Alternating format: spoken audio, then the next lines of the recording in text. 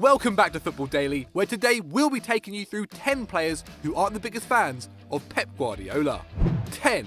Yaya Toure. Some players can only dream of playing under Pep Guardiola, but one man who seemingly can't escape him is Yaya Toure.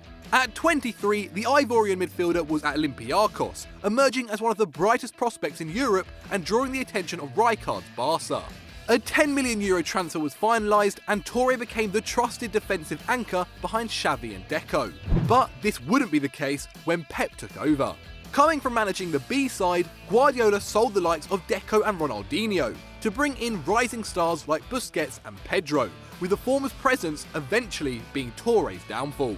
And when Busquets established himself as one of the first names on the team sheet in the 09-10 season, Toure's game time suffered, playing less than 1,500 minutes in that campaign. The midfielder was aggravated, who after his move to City claimed that Pep didn't care about him until the transfer offer came in. 7 years later, they reunited and Yaya is back on the bench. Unlucky mate. 9. Mesut Ozil. How could one of the most shy footballers on the planet hold a dislike for a manager he's never even played under?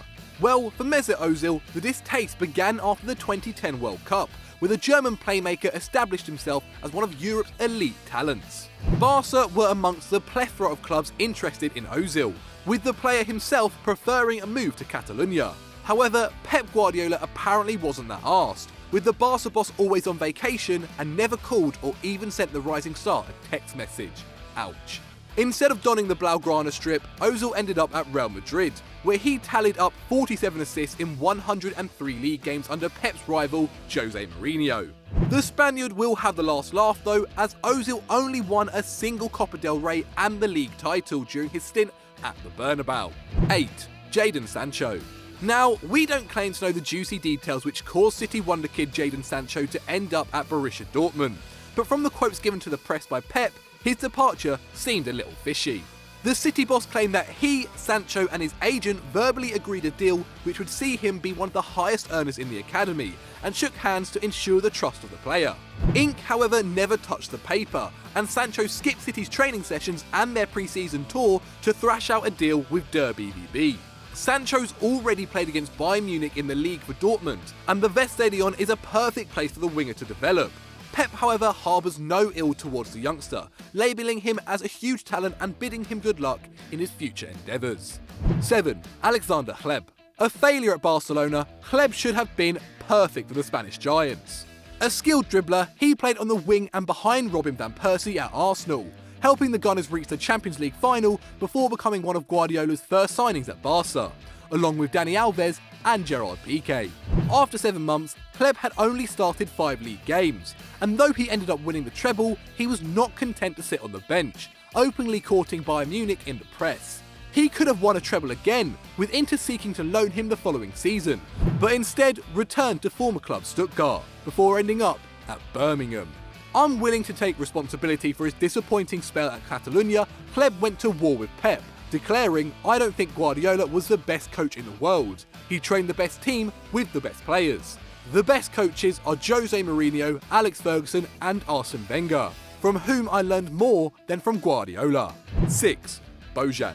In 2007, after scoring over 900 goals for Barca's youth sides, Bojan Kirik became the youngest Blaugrana player in the history of La Liga when Frank Rijkaard gave him his debut against Osasuna. He went on to become the first player born in the 90s to score in the Champions League, and when Pep took over at the Nou Camp the following season, fans felt he was inheriting both the original Messi and his natural heir.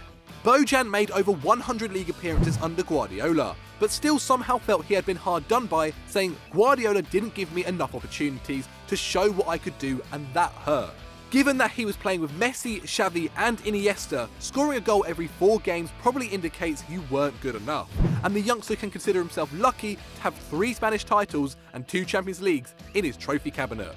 He was sold to Roma, then Milan, then back to Barca, then to Ajax and finally to Stoke, arriving at his 5th and least glamorous club by the age of 24.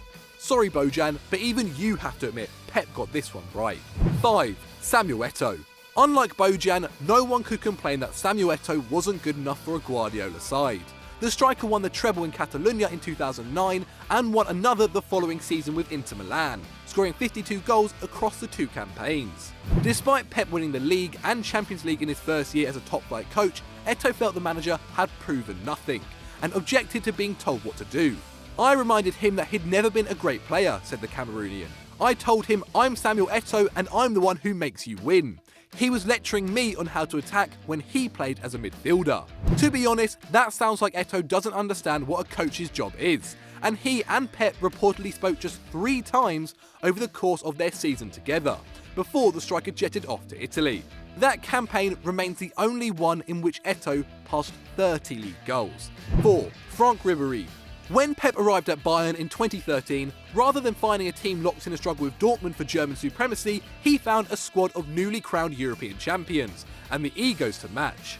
The Catalan had planned to turn Franck Ribéry into a false 9, but after 14 assists and 10 goals in the league the previous year, the Frenchman was happy where he was. Pep's complicated system of positional play demanded a lot of players who had been used to freedom under Jupp Heynckes, and when Pep eventually ditched Munich for Manchester in 2016, his departure wasn't mourned by all. Ribéry made clear his preference for Guardiola's successor, telling the press Pep lacks experience, sometimes he talks too much. Football is very simple. Ancelotti knows how to treat his player. With him, I feel confident again.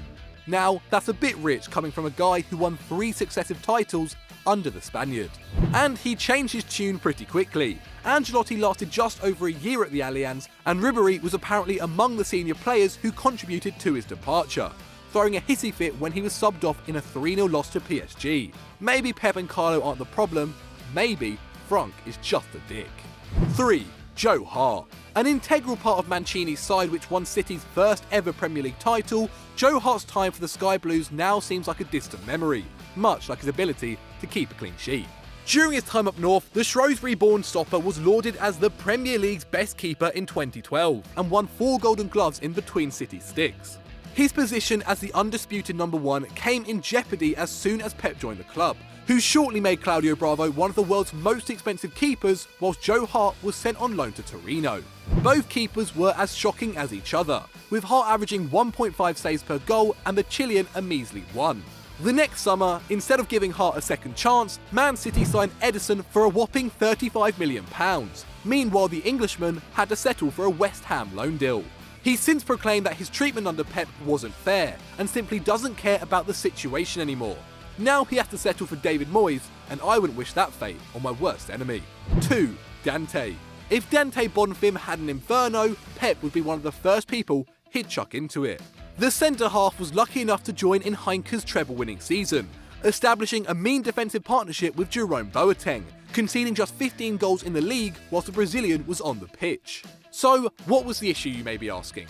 Well, Dante was sold to Wolfsburg in Pep's last season despite being a constant starter before the move. And after the defender joined Nice, he claimed that Pep was world-class on a tactical level, but isn't good on a human level. Quickly realising what he said and how much Pep helped an unremarkable talent like him win multiple titles, Dante clarified that his quotes were taken out of context, that he has a great deal of respect for his former manager and would never speak against him. Nice try, Dante. 1.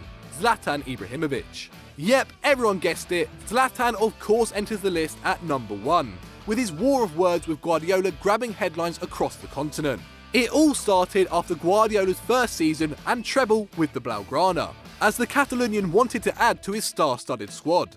The famous phrase, "if it ain't broke, don't fix it," comes to mind, and the Swede arrived at the Nou Camp from Inter for £59 million, and their legendary striker Samuel Eto'o going the other way. He joined other future Barca superstars like Chigrinsky and Kerrison in what was possibly the worst window in the club's history. Being shafted out wide for the greatest player in history, Zlatan's ego couldn't take it, and a feud with Pep started to begin. The striker claimed the Catalonian bought a Ferrari and treated it like a Fiat, called him a coward, and said he had no balls. Despite Ibra's hatred of the bald genius, there's still an undenying respect, as he did call Pep the best coach in the world. So I hope you guys liked that video. Let us know what you thought in the comments below. And if you've enjoyed that, why not check out the video on screen right now? I'm sure it is great. And as always, don't forget to like and subscribe.